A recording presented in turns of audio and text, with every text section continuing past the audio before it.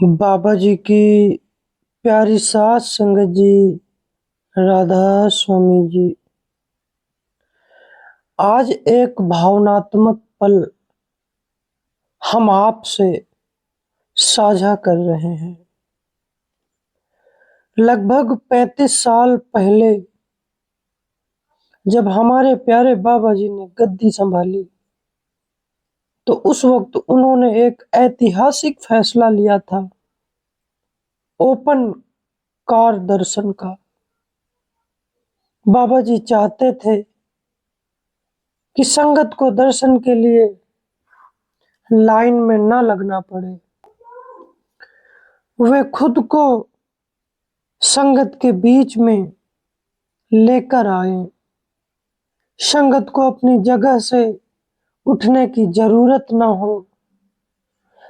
एक कार की छत को हटवाकर उस पर एक कुर्सी लगाई गई। तब से आज तक बाबा जी हर भंडारे में संगत को इसी तरह कार दर्शन देते आए हैं। समय बदला, कारें बदली, लेकिन हमारे बाबा जी वही रहे। 35 साल तक बाबा जी की वही मुस्कुराहट, वही अपनापन ओपन कार में दर्शन देते रहे। परंतु पिछले माह की 17 मई सुबह 9:30 बजे के आसपास जब संगत ने ओपन कार में हुजूर के दर्शन किए, तब पूरे पंडाल में सन्नाटा छा गया। आंसू, भावनाएं और सबके दिल में एक सवाल कि बाबा जी कहाँ हैं। कोई जोर जोर से रो रहा था, कोई चुपचाप आंखों से बहते हुए आंसुओं को पोंछ रहा था। हाँ, हम जानते हैं हुजूर जी भी बाबा जी का ही रूप हैं, लेकिन संगत की आंखों ने 35 सालों तक ओपन कार में सिर्फ और सिर्फ बाबा जी को देखा है। और जब आज उनकी जगह हुजूर को बैठा देखा, तो साथ संगत जी दिल भर आया। कल शाम के सवाल में जब एक लड़की ने हुजूर से पूछा कि बाबा जी की कुर्सी खाली देखकर अच्छा नहीं लग रहा है, मैं बाबा जी को बहुत मिस कर रही हूँ, तो पता है हुजूर ने क्या जवाब दिया? हुजूर ने जवाब देते हुए कहा, और हुजूर भी बड़े भावुक हो गए और बोले कि बेटा, बाबा जी को तो मिस मैं भी कर रहा हूँ। साध संगत जी, बाबा जी अभी विदेश में हैं,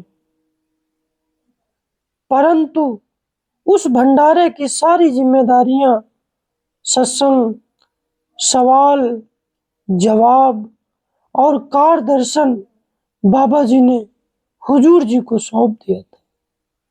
याद कीजिए, पहले बाबा जी ने धीरे धीरे हुजूर को नामदान, विभागों की देखरेख, फिर सत्संग की जिम्मेदारी दी। अब हुजूर को ओपन कार दर्शन की सेवा भी सौंपी जा चुकी है, लेकिन संगत का दिल तो बाबा जी के साथ जुड़ा हुआ है। हर आंख उस दिन उनको ढूंढ रही थी। पर सच यह है, हमारे गुरु एक हैं और वह जहां भी हो हमें हमेशा देख रहे हैं।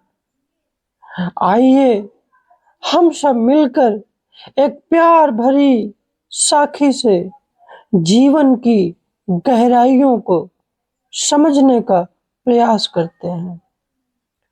एक सेवक था जो लंगर में बड़े तन मन से सेवा किया करता था। धीरे धीरे उसमें अहंकार आ गया। मैं ही सैकड़ों लोगों को भरपेट खिला रहा हूँ, मेरे लंगर में कोई भूखा नहीं जाता। लेकिन एक रात गुरुजी उसके स्वप्न में आए, उसे एक बर्फीले पहाड़ पर लेकर गए, वहां जहां सांस लेना भी मुश्किल था। उसे जमीन खोदने को कहा। जब उसने एक भारी पत्थर हटाया तो क्या देखा?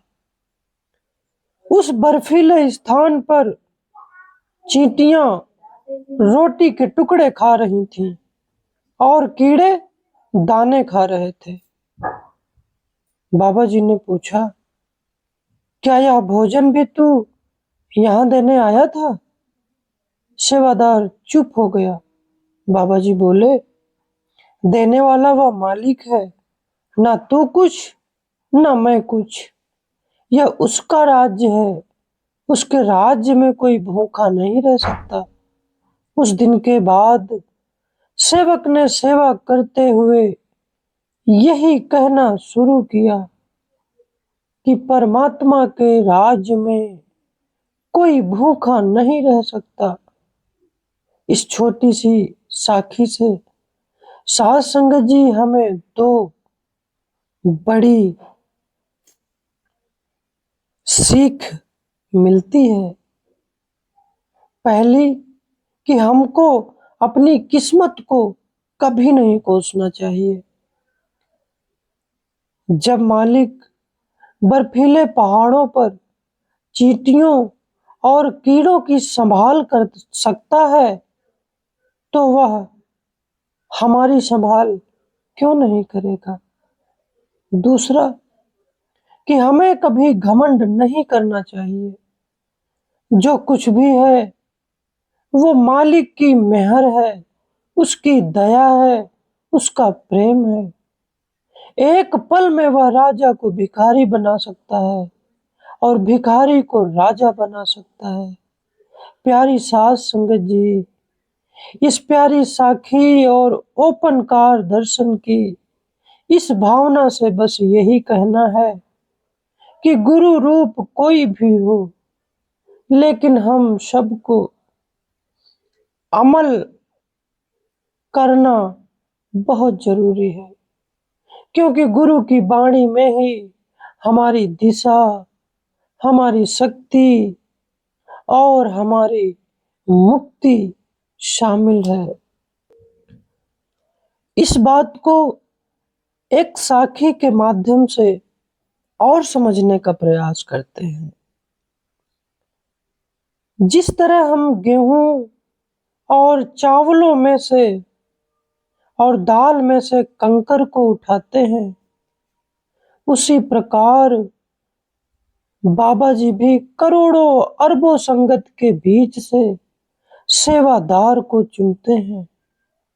और इस करोड़ों अरबों संगत में कुछ ऐसे भी होते हैं जिन्हें सेवा का बहुत शौक होता है, परंतु उनको सेवा नहीं मिलती।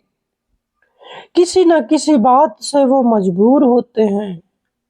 और कुछ ऐसे भी हैं जिन सेवादारों को सेवा तो बड़ी आसानी से मिल जाती है, पर वो उस सेवा को करना नहीं चाहते, या ये कहो वो घर परिवार के मोह जाल में फंसे हुए हैं। ये सब हमारे कर्मों के अनुसार ही होता है, वरना करोड़ों अरबों संगत में लाखों ही सेवादार न हो जाते। और बड़े भाग्यशाली जीव हैं वो जिन्हें मेरे सतगुरु जी सेवा बख्शते हैं। और हम क्या कर सकते हैं, खुद को ही बड़ा मानने बैठ जाते हैं। अंदर एक अहंकार का जन्म हो जाता है। और इस अहंकार के वशीभूत हम संगत को कुछ नहीं समझते। फिर यही अहंकार धीरे धीरे हमें एक दिन बाबा जी से कोसों दूर कर देता है और हमारी वजह से उस मालिक के दिल को भी ठेस पहुंचती है। हमारा अहंकार हमको ले डूबता है। ऐसी सेवादारी से तो साध संगत जी, सतगुरु की आम संगत ही ठीक है। उन सेवादारों के आगे मैं नतमस्तक हूँ जो सिर्फ अपनी सेवा पर ध्यान देते हैं। उन्हें तो अपने सतगुरु को खुश रखना है और उनके अंदर अहंकार नाम की कोई बात ना हो। सिर्फ और सिर्फ अपने सतगुरु को हाजिर नाजिर समझकर सेवा करते हैं और सेवा कोई छोटी बड़ी नहीं होती। हमारी सोच छोटी और बड़ी होती है। हमको तो अपने मालिक की खुशियां हासिल करनी है, दुनिया की नहीं। हमें तो अपनी हर सेवा को, सिमरन को ध्यान में रखकर करना है, दुनिया की बातों को नहीं। हमें तो बस फिक्र हो, सेवा का जिक्र हो, मालिक का जिक्र हो। हमारी सेवा में हमारे संस्कार छलकते हैं। हमारी सेवा से पता लग जाता है कि हम अपने सतगुरु को अपने कितना हाजिर नाजिर से मानते हैं। हमारे दिल में उनके लिए क्या जगह है। सेवा, संगत, साथ और प्यार से संभव है कि हम अपने मालिक को खुश कर सकते हैं। हमारी जिंदगी का एक उद्देश्य होना चाहिए कि हम कोई भी रास्ता अख्तियार करें, वो संगत को खुशी प्रदान करने वाला हो। सेवा करते समय कुछ ऐसे पल हमारे सामने आ जाते हैं कि वहां पर डिसीजन लेना बड़ा मुश्किल हो जाता है। तो बाबा जी एक जगह पर बताते हैं कि सारे कायदे कानून संगत के हित के लिए बनाए जाते हैं, लेकिन एक स्थिति हमारे सामने ऐसी आती है कि सारे कायदे कानून शून्य हो जाते हैं। फिर उस स्थिति पे हमें एक डिसीजन लेना होता है और वह डिसीजन यह होना चाहिए कि वह डिसीजन संगत के हित का होना चाहिए। हमारा खुद का कोई डिसीजन ना हो। बाबा जी की प्यारी साध संगत जी, इस जिंदगी के थोड़े से सफर को बड़े प्यार प्रेम के साथ सेवा करते हुए गुजार देना है। मालिक को हाजिर नाजिर मानते हुए अपनी जिंदगी को आगे की तरफ लेकर जाना है। बाबा जी की साध संगत जी, राधा स्वामी जी।